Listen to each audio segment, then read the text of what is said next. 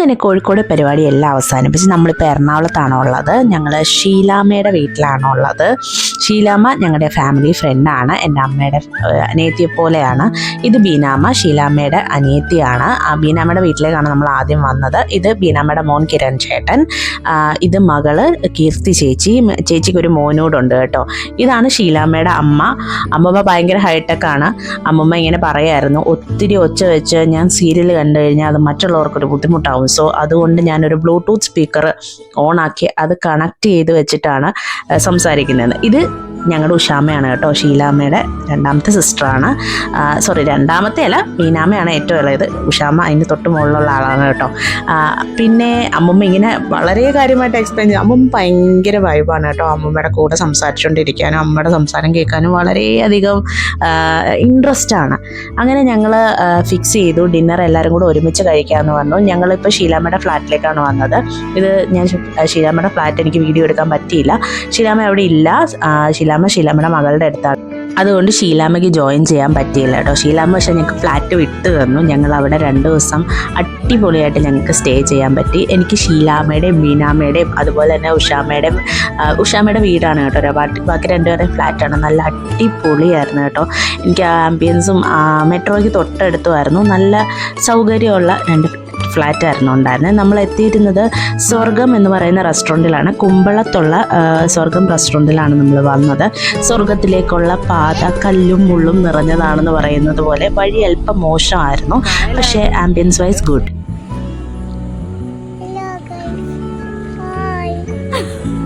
ഒരു ഹലോ ഗായ്സും ഹായും ഒക്കെ കിട്ടിയില്ലേ, അതൊക്കെ അവൻ്റെ സ്പെഷ്യലായിരുന്നു കേട്ടോ. അങ്ങനെ നമ്മൾ ഇവിടെ വന്നിട്ട് ഇവിടുത്തെ ഓരോ കാര്യങ്ങളിങ്ങനെ നോക്കുമായിരുന്നു. അമ്മൂമ്മമാർ കൊച്ചുകുട്ടിയായി, അമ്മൂമ്മമാർ കുട്ടികളുടെ കൂടെ കളിക്കാൻ റെഡിയാണ്. എനിക്ക് ഈ ഷീലാമ്മയും മീനാമ്മയൊക്കെ കാണുമ്പോഴത്തേക്കും, അതുപോലെ തന്നെ ഉഷാമ്മയാണെങ്കിലും കുട്ടികളുടെ കൂടെ കളിക്കുന്ന കാര്യത്തിൽ ഇവർ നല്ല എന്താ പറയുന്നത്, മുൻപന്തിയിലാണ്. അവർ നല്ല വൈബുള്ളൊരു അമ്മൂമ്മമാരാണ്, ഒരു ന്യൂജൻ അമ്മൂമ്മമാരാണ് അവനെ സംബന്ധിച്ചിടത്തോളം.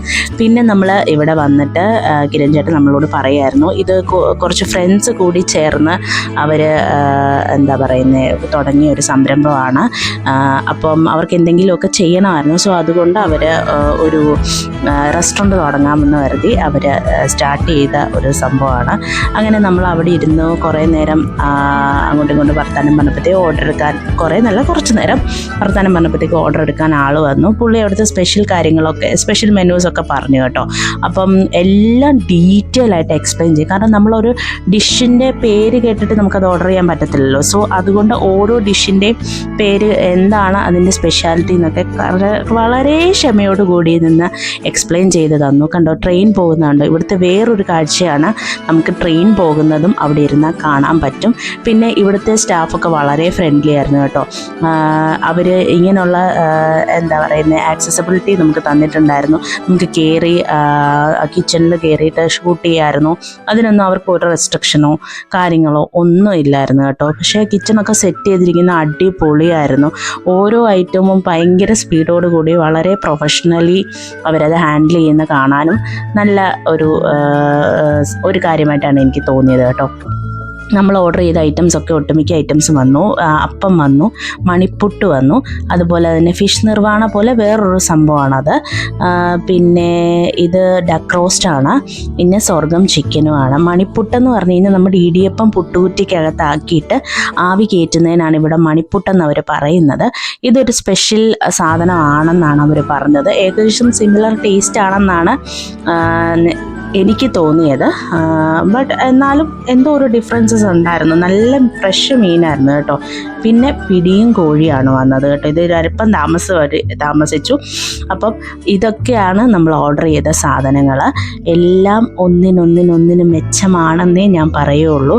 കാരണം നമ്മൾ ആദ്യം ഫിഷും അപ്പവും കൂടാണ് ട്രൈ ചെയ്തത്. ഞാൻ പൊതുവേ തേങ്ങാപ്പാൽ ഒഴിച്ച കറികളോട് എനിക്ക് വലിയ താല്പര്യമില്ലായിരുന്നു. പക്ഷേ കഴിച്ചപ്പോൾ അടിപൊളിയായിരുന്നു. അതുപോലെ തന്നെ ഡക്ക് റോസ്റ്റ് ഞാൻ എൻ്റെ ജീവിതത്തിൽ ആദ്യമായിട്ടാണ് കഴിക്കുന്നത്. താറാവ് ഞാൻ ഇതുവരെ കഴിച്ചിട്ടില്ല. പക്ഷേ ഇത്രയും ടേസ്റ്റുള്ളൊരു സാധനമാണെന്ന് എനിക്ക് കഴിച്ചപ്പോഴാണ് മനസ്സിലായത്. കാരണം ഞാൻ ആസ്വദിച്ചിട്ട് വീഡിയോ എടുക്കുന്ന കാര്യമേ ഞാൻ മറന്നുപോയി. അത് ഞാൻ എന്നിട്ട് കണിയോട് പറയായിരുന്നു, ചില സമയത്ത് ഇതാണ് എൻ്റെ പ്രശ്നം, ഞാൻ വീഡിയോ എടുക്കുന്നതിനും മറന്നുപോയി. എൻ്റെ മുഖം കണ്ടാലേ അറിയാലോ ആ ഫുഡിൻ്റെ ടേസ്റ്റ് ആ മുഖത്ത് നല്ലോണം റിഫ്ലക്റ്റ് ആവുന്നുണ്ട്. അതുപോലെ തന്നെ സ്വർഗം ചിക്കനാണ് അടുത്തത് ഞാൻ കഴിച്ചത്. സ്വർഗം ചിക്കൻ എന്ന് പറഞ്ഞു കഴിഞ്ഞാൽ പുറമേ ക്രിസ്പി ആയിരിക്കും, അകമേ നല്ല സോഫ്റ്റാണ് കേട്ടോ. അങ്ങനെ അതും കഴിച്ചു നോക്കി, അതും ഇഷ്ടപ്പെട്ടു എനിക്ക്. ഇവിടെ പിടിയും കോഴിയും ഞാൻ ഇതുപോലെ തന്നെ ആദ്യമായിട്ടായിരുന്നു കഴിച്ചത് കേട്ടോ. ഈ തേങ്ങാപ്പാൽ ഒഴിക്കുന്ന സാധനങ്ങളൊന്നും പൊതുവേ എനിക്ക് അങ്ങനെ അങ്ങോട്ട് ഇഷ്ടപ്പെടാറില്ല. പക്ഷേ ഇവിടെ വന്ന് ഒന്നിനൊന്നിനും മെച്ചമായിരുന്നു. പിന്നെ എല്ലാവരും അവരവരുടെ അഭിപ്രായങ്ങൾ പറയായിരുന്നു, സൂപ്പറാണ്. ഉഷാമയും ബീനാമയും ഒക്കെ ഇവിടെ ഇതിന് മുമ്പ് വന്നിട്ടുണ്ട് കേട്ടോ, കിരൺ ചേട്ടൻ്റെ കൂടെ തന്നെ.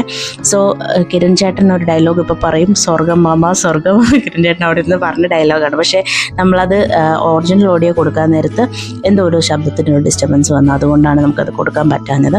അങ്ങനെ കണിയും പിടിയും കോഴിയും ആദ്യമായിട്ടാണ് കഴിച്ചത് കേട്ടോ.